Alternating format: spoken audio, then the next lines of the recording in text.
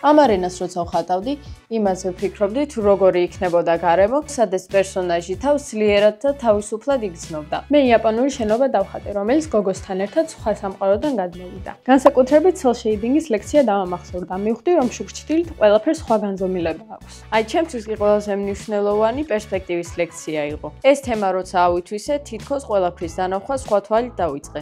ლაშა ყოველთვის მზად იყო დაგხმარებოდა და მეგობრულად გვიხსნიდა ყველაფერს.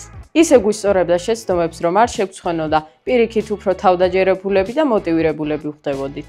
მინდა ინტერიერის დიზაინს მივყვე და ვფიქრობ, რაც აქ ვისწავლე ძალიან დამეხმარება. მე უკვე მონაწილეობ თამაშების დიზაინის კონკურსებში. ერთხელ ფინალშიც კი გავედი. ახლა ვიღებ პატარა შეკვეთებს და ჩემი პირველი ნამუშევრებიც გავყიდე. მინდა რომ ეს ყველაფერი მომავალში ჩემი პროფესია გახდეს.